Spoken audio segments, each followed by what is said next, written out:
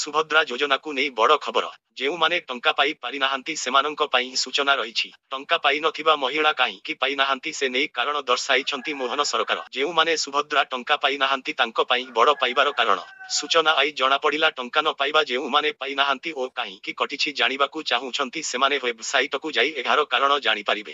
ସୁଭଦ୍ରା ପୋର୍ଟାଲରେ ଏନେଇ ନୂଆ ଫିଚର ଆସିଛି, ଯେଉଁଥିରେ ସମସ୍ତ ତଥ୍ୟ ରହିଛି।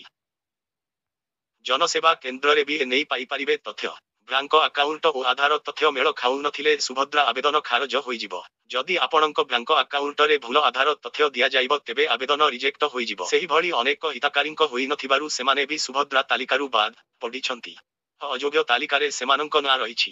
ବିସ୍ତୃତ ତଥ୍ୟ ସୁଭଦ୍ରା ପୋର୍ଟାଲ ମାଧ୍ୟମରେ ପାଇପାରିବେ ହିତାକାରୀ। କେବଳ ସେତିକି ନୁହେଁ, ନାଁ କିମ୍ବା ଅନ୍ୟ ତଥ୍ୟ ମେଳ ଖାଉନଥିଲେ ବି ସୁଭଦ୍ରା ତାଲିକାରୁ ଅଯୋଗ୍ୟ ଘୋଷିତ ହେବେ। ଆଉ ବଡ଼ କଥା ହେଉଛି ତଥ୍ୟ ସଂଶୋଧନ କଲା ପରେ ପୁନଶ୍ଚ ଆବେଦନ କରି ସୁଭଦ୍ରା ଟଙ୍କା ପାଇପାରିବେ।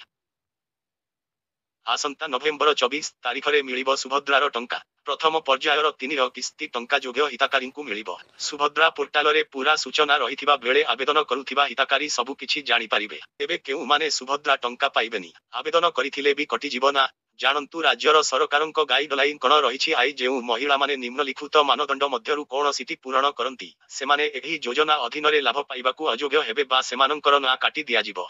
ସୁଭଦ୍ରା ଯୋଜନାରେ ସାମିଲ ହେବାକୁ ଥିବା ମହିଳାଙ୍କ ବୟସ 1 ଜୁଲାଇ 2024 ସୁଦ୍ଧା 21 ବର୍ଷରୁ କମ୍ ହୋଇନଥିବା ଆବଶ୍ୟକ। ଆଇ ସେହିଭଳି 60 ବର୍ଷରୁ ଅଧିକ କୌଣସି ମହିଳା ସୁଭଦ୍ରା ଯୋଜନାରେ ସାମିଲ ହୋଇପାରିବେ ନାହିଁ। ଏମାନେ ଯଦି ଆବେଦନ କରିଥିବେ ତେବେ ନାଁ କଟିଯିବ।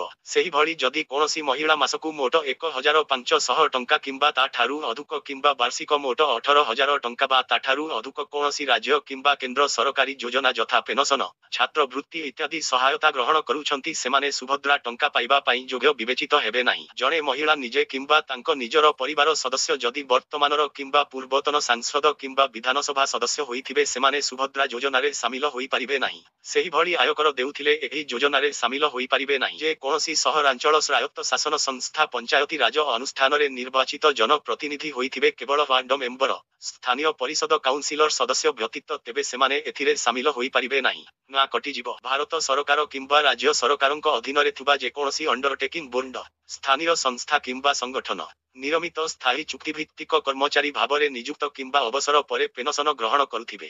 ଯଦି ଏହି ଯୋଜନାର ଅନ୍ୟ ସମସ୍ତ ମାନଦଣ୍ଡ ପୂରଣ କରୁଥିଲେ, ତେବେ ପାରିଶ୍ରମିକ ଗ୍ରହଣ କରୁଥିବା ସମସ୍ତ କର୍ମଚାରୀ ଏବଂ ଆଉଟସୋର୍ସିଂ ଏଜେନ୍ସି ମାଧ୍ୟମରେ ନିୟୋଜିତ ସମସ୍ତ କର୍ମଚାରୀ ଏହି ଯୋଜନା ଅଧୀନରେ। ଯଦି ଆବେଦନକାରୀଙ୍କ ପରିବାରର ଜଳସେଚିତ ଜମିର ପରିମାଣ 5 ଏକରରୁ ଅଧିକ ଓ ଅଣ ଜଳସେଚିତ ଜମିର ପରିମାଣ 10 ଏକରରୁ ଅଧିକ ହୋଇବ ସେମାନେ ସୁଭଦ୍ରା ଟଙ୍କା ପାଇପାରିବେ ନାହିଁ।